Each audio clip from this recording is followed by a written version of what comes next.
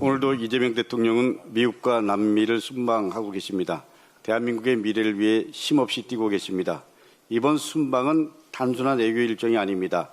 한미 협력을 더욱 공고히 하고 그리고 중남미 국가들과 에너지 공급망 협력을 확대하고 대한민국의 새로운 성장 동력을 만드는 중요한 경제 외교입니다. 세계를 무대로 국익을 위해 뛰고 계신 대통령께 응원의 말씀을 드립니다. 집권 여당 민주당은 대통령이 해외에서 국익을 위해 뛰는 동안 국내에서 국정을 든든히 뒷받침해야 합니다. 대통령의 외교 성과가 당내 정치에 가려지는 일은 더 이상 없어야 합니다. 이번 전당대회 역시 누가 더 큰 목소리를 내느냐를 경쟁하는 자리가 아닙니다. 누가 이재명 정부를 가장 성공적으로 뒷받침할 수 있는지를 경쟁하는 그런 전당대회가 되어야 합니다. 그게 당원의 뜻이고 그게 국민의 요구입니다. 그게 시대 정신입니다. 민주당은 국민과 함께 더 큰 희망을 드리는 강력한 집권 여당으로서 나아가야 합니다.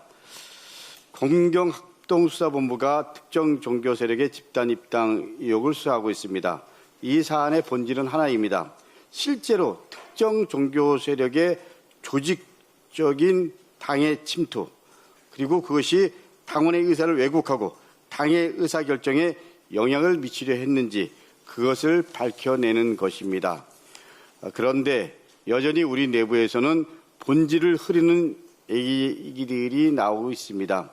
외부 세력의 개입 가능성을 경고한 사람에게 어떻게 알았느냐, 수사를 미리 알았느냐를 따집니다. 더 나아가 당헌 제84조 그리고 당규 제8호, 제9조, 제1항에 따라 특정 종교 세력 개입 의혹을 제기한 후보자를 즉시 조사하고 사실 근거를 제시하지 못할 경우 후보자 자격상실, 제명 제소 그리고 형사고발 등의 제재 조치를 취해야 한다고 합니다. 속아 웃을 일입니다. 당을 파산시킬지도 모를 의혹 제기를 중징계 조치함으로써 혼란을 발본원색해야 된다, 세곤해야 된다, 이렇게까지 얘기합니다. 황당합니다. 해당 당원 당규는 선거 부정에 대한 제재 규정입니다. 특정 종교가 개입한 것이 사실이라면 그것이 선거 부정이지 그 의혹을 제기한 것이 어떻게 선거 부정이고 해당 행위입니까? 지금 공경합동수사본부가 실제로 그 정황을 확인하고 수사하고 있습니다. 근거가 있음이 확인되고 있습니다. 구체적인 정황들이 속속들이 드러나고 있습니다.